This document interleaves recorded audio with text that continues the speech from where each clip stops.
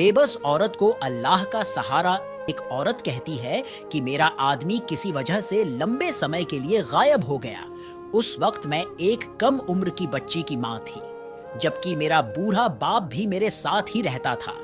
ہماری غربت اور مفلسی بہت زیادہ تھی اور اکثر ہمارے گھر میں کھانے کو کچھ بھی نہیں ہوتا تھا۔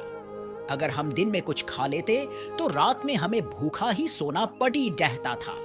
صبر کے ساتھ ہم لوگ ہر حال میں اللہ کا شکر ادا کرتے تھے۔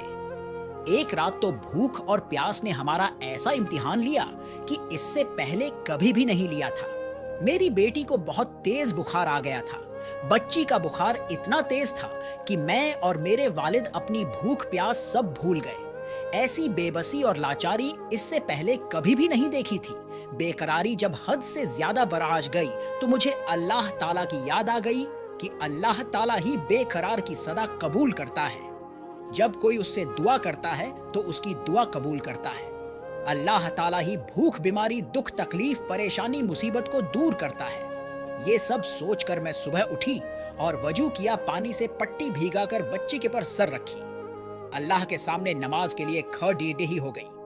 2 رکعت نماز پڑھنے کے بعد ہاتھ اٹھا کر بچی کے لیے دعا کی اور پھر اس کے ماتھے سے پٹی اتار کر دوبارہ پانی سے بھگا کر رکھی اور پھر نماز کے لیے کھڑی ہو گئی۔ نماز کے بعد ایک بار پھر بارگاہ الہی میں ہاتھ اٹھائے، دعا کے بعد پھر سے پانی کی پٹی بدلی اور دوبارہ نماز کے لیے کھڑی ہو گئی۔ یہ عمل میں نے کئی بار دہرایا۔ جب میں یہ سب بار بار دہرا رہی تھی تو اسی وقت کسی نے دروازہ کھٹکھٹایا۔ میرے والد اور میں حیران ہو گئے کہ بھلا اتنی رات کو کون آ سکتا ہے۔ میرے والد نے پوچھا کہ دروازے پر کون ہے تو باہر سے جواب آیا کہ میں ڈاکٹر ہوں۔ یہ سن کر میں اور میرے والد ایک دوسرے کو حیران ہو کر دیکھنے لگے اور سوچ رہے تھے کہ بھلا اس کو کس نے بلا لیا۔ پھر میرے والد نے جا کر دروازہ کھولا۔ ڈاکٹر نے آتے ہی پوچھا کہ مریض کدھر ہے۔ ہم نے سادگی سے بچے کی طرف اشارہ کر دیا۔ ڈاکٹر نے بچی کو چیک کیا، پھر کاغذ پر دوا لکھ کر میرے ہاتھ میں رکھتے ہوئے بولا، لائیے میری فیس لائیے، میں اب چلتا ہوں۔ میں نے دھیرے سے ڈاکٹر سے کہا کہ ڈاکٹر صاحب، میرے پاس آپ کو دینے کے لیے پیسے نہیں ہیں، بلکہ ہمارے گھر میں تو کئی دنوں سے کھانا بھی نہیں ہے۔ میرا یہ جواب سنتے ہی ڈاکٹر غصے سے بولا کہ اگر تمہارے پاس مجھے دینے کے لیے پیسے نہیں ہیں تو مجھے آدھی رات کو فون کر کے کیوں بلایا؟ میری نیند کیوں خراب کی؟ ان لوگوں نے ڈاکٹر کے منہ سے ٹیلی فون کی بات سن کر مجھے لگا کہ ڈاکٹر شاید غلطی سے ہمارے گھر میں آ گیا ہے۔ میں نے ہمت کر کے ڈاکٹر کو جواب دیا کہ ڈاکٹر صاحب، ہم نے آپ کو فون کر کے نہیں بلایا ہے، بلکہ ہمارے پاس تو ٹیلی فون ہی نہیں ہے۔ یہ سن کر ڈاکٹر نے مجھ سے پوچھا کہ اچھا، کیا یہ منصور کا گھر نہیں ہے؟ تو میں نے جواب دیا، نہیں ڈاکٹر صاحب، منصور کا گھر تو ہمارے برابر میں ہے۔ یہ سن کر ڈاکٹر تھوڑا خاموش ہوا، پھر ہمارے گھر سے نکل کر ہمارے پڑوسی کے گھر چلا گیا اور ہم شرمندگی سے خاموش بیٹھے رہے۔